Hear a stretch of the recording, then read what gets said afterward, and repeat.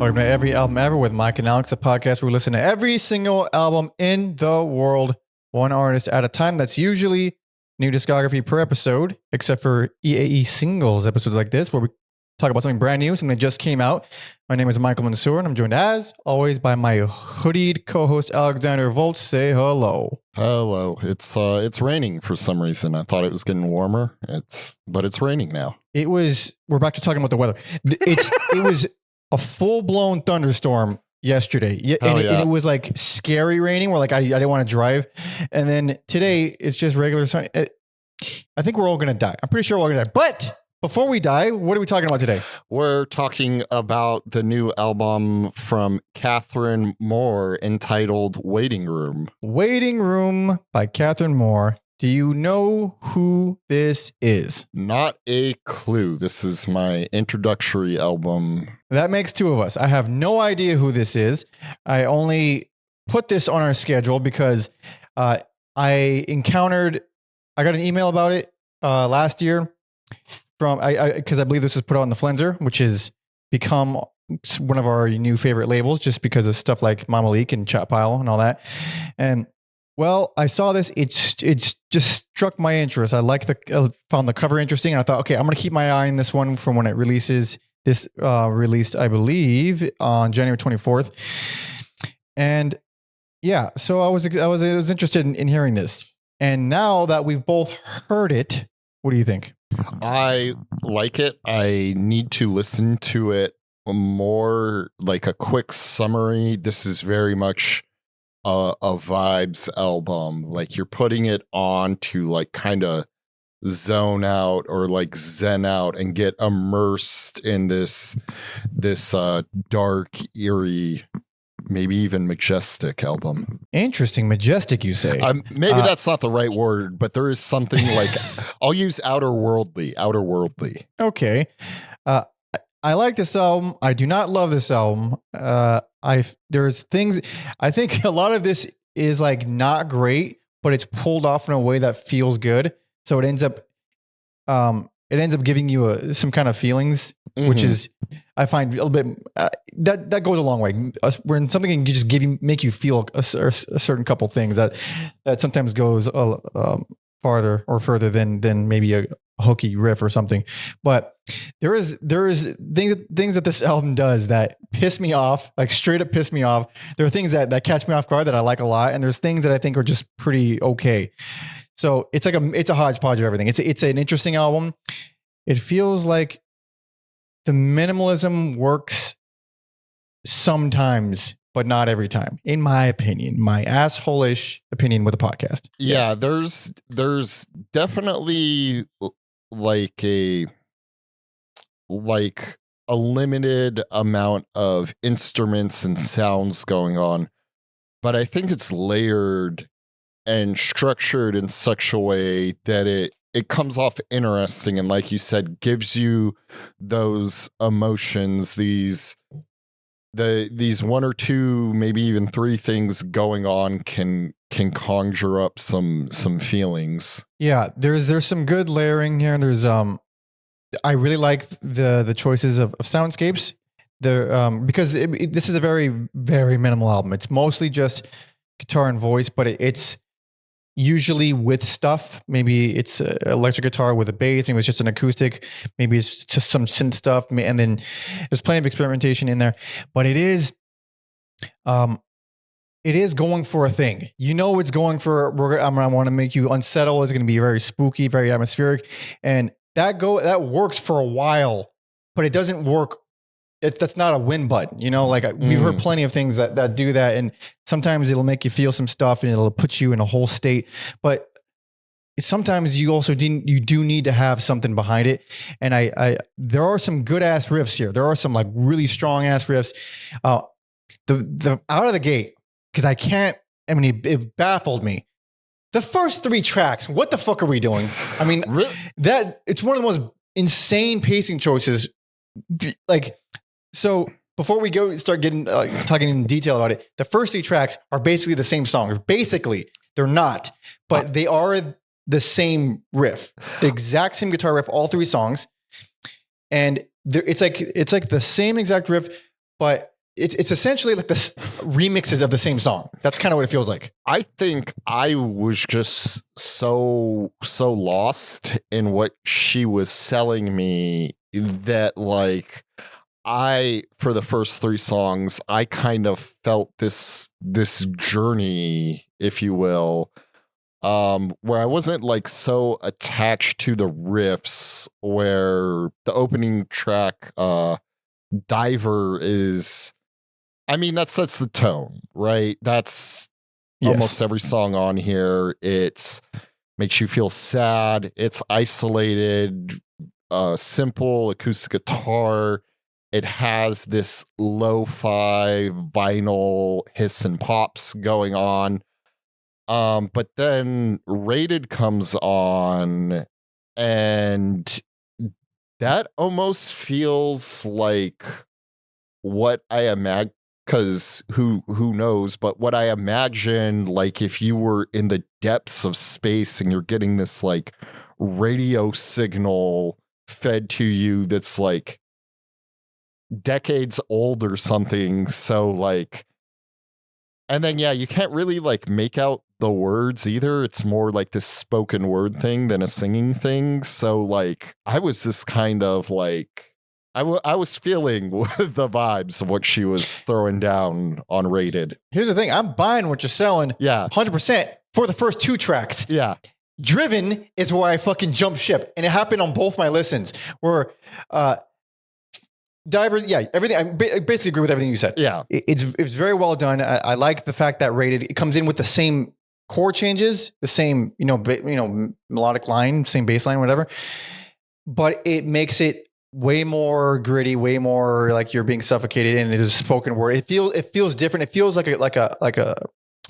the companion piece to Diver. Yeah. Which I thought, okay, that's cool. It's a nice continuation. Driven comes on, and it just feels like a remix of Diver. So, and it goes on for an extra 4 minutes. So it feels like I just fucking heard this. It's different. It's sort of different, but it's not different enough. There's like an extra melodic layer on there that goes on for a good while. It's not a bad layer, but one layer doesn't warrant an extra 4 minutes in a separate track, in my opinion, Alex. To me, Diver, it felt, I mean, all these songs are kind of loose, but this felt the loosest, the most like free flowing. I like Rated, you're kind of like whatever, like leaning into a screen, but for like you're listening a little harder to like decipher the words. And then like Driven is like, it's just rambling. It's not words. It's just like nonsense. So I don't know. So the reason why I'm so have such conviction about this is I have like, I mean, I've documented hours and hours and hundreds of hours of me ranting about how I feel about pacing. Mm-hmm. And 3 tracks in, by track 3, you should, whatever, you do whatever the fuck you want with your album. But you really crave to hear a variation in mood, in feel, something to regenerate, kind of like respark. Because like track 1, for me, when I listen to music, track 1 always gets way more lenient than any other track. Track 1, even if it's a bad opener, I'm not shaken off by any opener of any album. Track 2 comes on is when you kind of got to like start moving. Track 3 really is, if it feels or sounds the same as the previous 2 tracks, tension's gone. And this is literally the same fucking riff as the first 2 songs. I don't know nothing about riffs. Well, I know a little, but not too much about riffs. I think I was just sold on like, okay, this isn't the presentation. Yes, this is not a hooky album. It's not a riff album. It's a very, very spacey album. However, I will say I do feel like maybe Petrified gives you more of what you were looking for. Yes. Yeah. And that is where, so my complaints, my main complaints were of that, of Driven and that whole choice. Petrified comes on, and all of a sudden now we have a different feel. And now the album starts moving and it starts diversifying. Her or if she has other players, her ability. I don't believe so. Her ability to capture different feelings of eerie and disturbing is kind of impressive, because Petrified like sounds like the guitar is like deteriorating while you're, and is a bit more unsettling. So it's interesting to have these like isolated feelings. Now you have like a more unsettling song. Yeah, it has, touching back on the layering stuff. She does a lot of vocal layers, and the vocal layers tend to be some of my favorite instrumental choices. Instrumental, whatever, voice is an instrument. Some of my favorite textures on the album are her choice of vocal layering. And yeah, that one has some dissonance on it, like you're saying, but I don't think it's a particularly great riff. Like there's only a couple of riffs on this whole album that I think are really good riffs. It's very simple. It's very stripped down. The presentation is very interesting though. It kind of, it keeps you engaged. It keeps it going. For sure. I think there's like coming up, there's like a patch on this album where it feels like deconstructed grunge music a little bit. Yep. Where it's like, oh, maybe this is like a demo for a band, but brother, you just mentioned two things on my notes. Yeah. Two different songs, but grungy and feels like a fucking demo. Yeah, we're just locked in. But I think she does more to elevate it beyond demo. Like it's not demo quality. Yeah, there's only one song that I think feels like a demo, and that one is where is it? I wrote it. Man, I fucking stink at reading my notes. That's Wheel. Wheel's the only one that feels like it. That's another one of the grungier sounding ones. But I'm still okay with it. It's not a bad. I like the slightly bass line, not a bad main riff. Reason why I think it feels like a demo is there's something about slight or like very minimally overdriven guitar with a bass and vocals that just screams demo, because I've made a million of those fucking things. It just screams like, oh yeah. We're gonna add drums coming later. This. Yeah. Yeah, we're gonna figure it out. We're gonna add effects later. So it did feel, even though it does work on its own, it did remind me of that a little bit. Oh yeah. And then so like Take It lays down the like grunge sounds, and then an Elevator, you get maybe like the fuzziest guitar on the album. Definitely. I want to talk a little bit about Take It, because that is, I think, is my favorite song on the album. Yeah. Because it's the first instance on the album we get of some electric guitar. It's there's no drums or bass, but it still has a grunginess to it. Vocal layering on here rules. The chorus has my favorite riff on the album. It's a very cool chorus. It feels empty, but the vocal layers make it feel intentional. So it's that kind of thing where it doesn't have to. You can make it as minimal as you fucking want, as long as there's something there that makes it feel like it is completed. Which is interesting, because it arguably has less. It definitely has less instruments than Wheel, but it feels more complete. Yes, I'm a fan of both Take It and Wheel. I think I land more on the Wheel side. Ooh. I think the bass playing on Wheel and her kind of just what you said for Take It. I like the vocal choices and harmonies on Wheel. I think that's due to the minimal nature of the album and this like floaty nature. I think like Wheel and Take It have a little more like oh, this is like a spotlight for these more traditional things like melodies and harmonies. Yeah, a little bit more normal, quote unquote. For Elevator, you're talking about it being a little bit more on the fuzzy side. It is the fuzziest and ugliest. I don't like it so much. I love fuzzy and ugly, believe me, but the riffs just don't do anything for me. Yeah, I could see an argument for it being kind of out of place on this album, but I think it's smartly, put amongst another like grunge feeling song. So yeah, it's good. It's paced well. I don't like the song so much, but it is put in a good place in the album. And I mean, it is still interesting because of its dissonance and its ugliness, but it's like, yeah, something about it that reminds me of something I kept on my face, like something something I would have written. This is gonna sound so mean, but I swear to God, it's not. It's something I would have written when I was a kid, because I would like write stuff. Never mind. I'm sorry. It's just how I feel. I've written stuff like that. I have a fondness for it. I don't quite enjoy it, but Prove It brings on even more eeriness and creepiness. We got some minimal piano on there. Yeah, I would say that's like almost like the crescendo of the album in terms of like we've gone like full blown like horror movie. It is the most upsetting song with the like off note piano, and then at the end there's these like weird clanking maybe percussion things where this kind of sounds like you're listening to Leatherface sharpen his tools or something. I like, so it's another backhand compliment. I'm full of these fucking backhand compliments today. I don't think it's a very good song, but I enjoy it. Like, it does. I mean, you're definitely right about all the creepy ambient shit. It goes through this break around halfway that gets mad creepy, but it feels a little half written. The ambience and the fuzziness is all like the production is sound. And one other thing I noticed that I don't think it's a bad thing, but it did strike me in a noticeable way. Her vocals in there are super duper close, and it's like it's almost like she's trying to mimic Tom York. It sounds so much like Tom York's fucking cadence, which is not a singer I would have a million years thought to compare to something like this. But the cadence of it, I think that really, we all know the Tom York fucking cadence.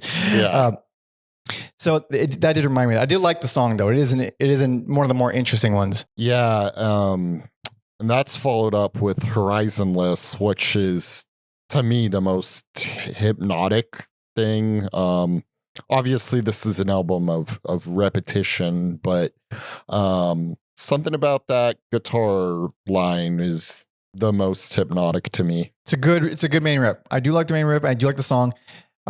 It kind of meanders a little bit. I was hoping it would do more with that riff. I was hoping it would kind of like just flesh out and elaborate like just a little bit, but it kind of just sticks to the one mode. But it still feels good. Yeah. And the static and the ambience and all that stuff is still, I mean, if that's really the motif of the album is the production. Not so much any of the writing, but then we got Cornered, which for me, I'm sorry, it's a total miss for me. I don't like it very much. It is the most ambient track on the album, I would say. I kind of felt rewarded because I wasn't really like listening to like lyric for lyric, but I like wrote down these things like a radio signal and feeling lost and feeling disconnected, and then you get this track with the like disconnected message when you call like a phone number, and I felt like I felt rewarded. Like, okay, I do actually understand this album. The point, you get the point of the album. Yeah, it does do that. My only problem is just the length. It's like the second longest track, I think. It's almost like two ambient tracks where you have like this disconnected message thing with the hissing and popping, and then it like gives way to this like these like wet, watery noises. Yep, water bucket sounds pretty much. Yeah. So it is the most ambient track on the album, I would say. Yeah, well, yeah, 100%. And then in closing it, we got the title track, which I'm sure there's synths, but they have like their organy synths. They sound like organs. It did sound like end credit music, so I think it's appropriate at the end here, or like a funeral with that organ. It does feel very final. The title track. Yeah, it's a lot more of the songs in the album. It's one of the more drifty and spacey. It's about as moody and atmospheric as everything else, but it has a little bit more has a little bit less body to it, a little bit more like spacious and floaty and gassy. But I still like it. Works as a closer. Yeah, it is an interesting album. I'm interested to hear more by her, but because it's so, I don't want to say like a cliche ass term, like it's so intimate and it's so personal, but it's like this is clearly just a girl recording all this shit on her own, writing it by herself, recording it by herself. Like it really, that isolation kind of bleeds through, and I don't even mean that in like the bleakness that I imagine she's trying to relay through the record. There's something just very human and relatable about hearing real isolation. Like there's no mistaking. There's no overproduction here. It's produced well, and all the ambient choices are done well, but you still feel like it's a lonely ass person playing by themselves, which is in its own right a pretty nice effect. Yeah, I guess even the title "Waiting Room," right? That can be a lonely feeling. Yeah, it may grow on me. I'd be interested in listening to her other album. She's definitely on my radar now. I see there's some layover here with her and Midwife, who I saw open up for Baroness, and I thought was neat. Didn't love it as like a live act, but I've heard people talk fondly of Midwife. I haven't checked out any of her recorded stuff though. Nor have I. Well, I only heard the name in passing. But yeah, I mean that's pretty much it. It's definitely a mood album, as we said. I was very critical, of course, but that's just because certain things grind my gears with albums, and it takes a lot for me I've learned as the years go on and as my taste, I don't want to say develop, because we've been listening to fucking thousands of albums on this. I mean, I've listened to stupid amounts of albums, but starting to realize like the character of albums that gets me more tend to be the smaller things, the subtleties, little things I can't really like. Where an album like this, even though the soundscapes sound really great and they do make you feel stuff, you can point to them. You can say, "Oh, there's the way this collection of sounds on this track makes me feel."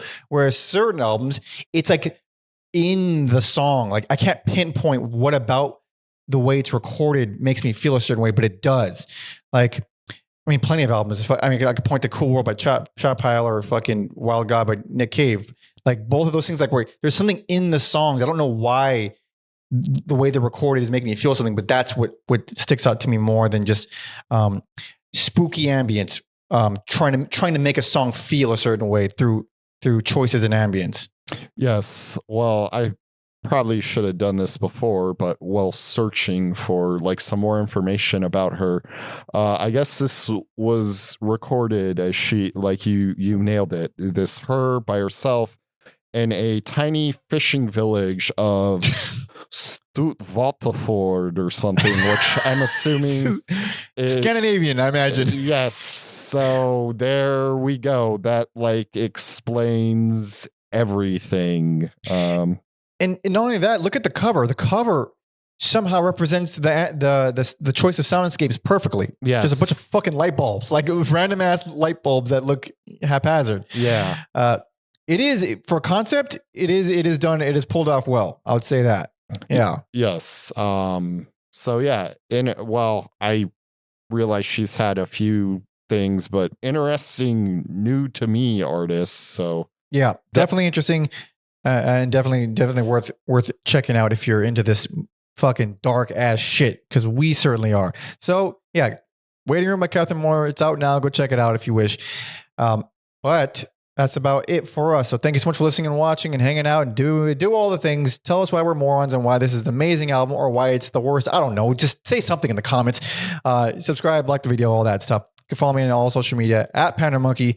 You can follow Alex on Bluesky at Octatron 3030. And our history guy, Tom Osman, who you can follow on all social media at Tom Osman Sounds, as well as his website for all his music, tomosmansounds.com, and his podcast, Whatever Comes Next, where he interviews a bunch of indie musicians. I imagine artists like this, basically artists like this are like the main people he talks to. It's very interesting because you get so many different ways albums are recorded these days. It's no longer just going into a studio or getting signed, going to a studio. Like it's so much more all over the place. So much. Yeah. He was in fucking Afghanistan and he sent me the files. I mean, no one's in Afghanistan sending music files, but there might be. It's just, it's possible. Yeah. It's not likely, but it is possible. So it's just fascinating to hear how stuff is done these days. Anyway, go there, do that. Links in the description. Check out my EP if you wish to do that. There's a link to that in the description. And Patreon, if you want to help us out, go to patreon.com/everyalbumever. You get to see our schedules in advance. You get to vote on polls to decide who we cover next. You get to join the Discord, be a part of the community, hang out with us, talk shop, talk music, talk with Alex. There you can also suggest new albums that have come out this year, and we can do episodes like this on them. And if you're tier 2, and only if you're tier 2, then you can suggest a full discography for us to cover on the big, long numbered episodes. And you could also just throw any random album for us to do Patreon bonus episodes on. So it's good stuff. Lots of fun. Do that. Closing it out. Do you have any suggestions? Ooh, I mean, I think it's gotta be Take It, right? I'm not going to argue with that. Yeah. 100%. Hell yeah. So thanks so much for listening and watching. See ya.